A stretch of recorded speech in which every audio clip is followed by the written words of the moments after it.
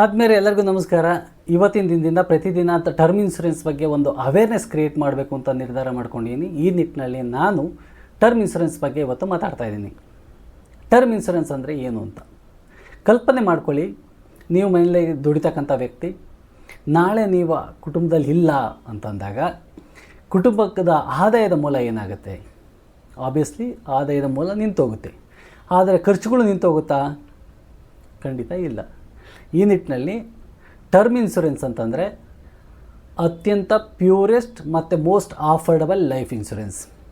ಅಂದರೆ ನೀವು ಕೆಲವೊಂದು ಅವಧಿಗೆ ನೀವು ಸಣ್ಣ ಮೊತ್ತದ ಪ್ರೀಮಿಯಮ್ನ ಕಟ್ತಾ ಹೋಗ್ತೀರಾ.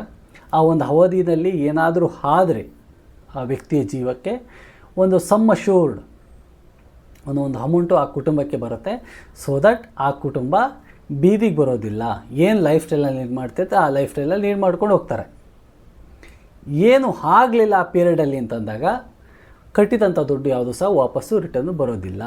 ಅಂದರೆ ಯಾವುದೇ ರೀತಿ ಮೆಚುರಿಟಿ ಇರೋದಿಲ್ಲ. ಯಾಕೆಂದರೆ ಇದು ಇನ್ವೆಸ್ಟ್ಮೆಂಟ್ ಪ್ಲ್ಯಾನ್ ಅಲ್ಲ, pure term insurance risk cover plan. ಎಕ್ಸಾಂಪಲ್ಗೆ ಹೇಳಬೇಕು ಅಂದರೆ ತಾವು ಈಗ 30 ವರ್ಷ ಆಗಿದೆ ಅಂತಂದರೆ 40 ವರ್ಷದವರೆಗೂ ಅಂದರೆ 70 ವರ್ಷದವರೆಗೂ ನೀವು ಒಂದು ಕವರೇಜ್ ತೊಗೊಳ್ತೀರಾ 40 ವರ್ಷದ ಪೀರಿಯಡಿಗೆ. ಈ ಒಂದು ಸಂದರ್ಭದಲ್ಲಿ ನೀವು ಪ್ರತಿ ತಿಂಗಳು ಒಂದು ಚೂಸ್ ಮಾಡ್ಕೊಂಡಿದ್ದಾರೆ, ಪ್ರತಿ ತಿಂಗಳು ಕಟ್ಕೊಂಡು ಹೋಗ್ತೀನಿ ಅಂತಂದರೆ ಎಕ್ಸಾಂಪಲ್ ಒಂದು 700ರಿಂದ 900 ರೂಪಾಯಿ ಅಂದ್ಕೊಂಡ್ರೆ ಪ್ರತಿ ತಿಂಗಳು ಕಟ್ತಾ ಹೋಗ್ತೀರಾ, ನಿಮ್ಮ ಅಕೌಂಟಲ್ಲಿ ಡಿಡಕ್ಟ್ ಆಗುತ್ತೆ. ಏನಾದರೂ ಆಯಿತು ಅಕಸ್ಮಾತಾಗಿ ಅಂತಂದಾಗ ನಿಮ್ಮ ಕುಟುಂಬಕ್ಕೆ ಏನು ಸಮ್ ಅಶ್ಯೂರ್ಡ್ ಮಾಡಿಸ್ಕೊಂಡಿರ್ತೀರಾ, ಏನು 1 ಕೋಟಿ, ಆ ಅಮೌಂಟು ನಿಮ್ಮ ಕುಟುಂಬಕ್ಕೆ ಬರುತ್ತೆ.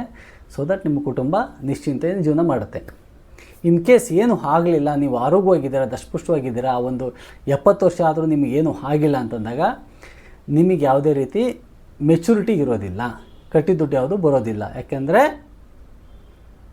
ಇದು ಇನ್ವೆಸ್ಟ್ಮೆಂಟ್ ಪ್ಲ್ಯಾನ್ ಅಲ್ಲ. ಹಾಗಂತೇಳ್ಬಿಟ್ಟು ಇದು ಕೆಟ್ಟದ್ದಾ? ನೋ. ಅಲ್ಲಿವರೆಗೂ ನಿಮ್ಮನ್ನು ಕಾಪಾಡಿದೆಯಲ್ಲ. ಏನಾದರೂ ಹೆಚ್ಚು ಕಮ್ಮಿ ಆಗಿದರೆ ನಿಮ್ಮ ಕುಟುಂಬಕ್ಕೆ ಒಂದು ಆಸರೆ ಆಗಿರುವಂಥದ್ದು, ನಿಮ್ಮ ಇನ್ಕಮ್ನ ರೀಪ್ಲೇಸ್ಮೆಂಟ್ ಆಗಿ ಅದು ವರ್ಕ್ ಆಗುವಂಥದ್ದು. ಏನೂ ಆಗಿಲ್ಲ ಅಂದರೆ ಖುಷಿ ಪಡುವಂಥ ವಿಚಾರ. ಈ ನಿಟ್ಟಿನಲ್ಲಿ ಕಡಿಮೆ ಪ್ರೀಮಿಯಮ್ಗೆ ಒಂದು 700 ರೂಪಾಯಿಗೆ 1 ಕೋಟಿ ರೂಪಾಯಿ ಕವರೇಜ್ ಅಂತಂದರೆ it's A great product. Okay, ಇದು ಟರ್ಮ್ ಇನ್ಸೂರೆನ್ಸ್. ಮುಂದಿನ ದಿನಗಳಲ್ಲಿ ಇದ್ರ ಬಗ್ಗೆ ಹಂತವಾಗಿ ಮಾತಾಡ್ತಾ ಹೋಗ್ತೀನಿ. Stay tune.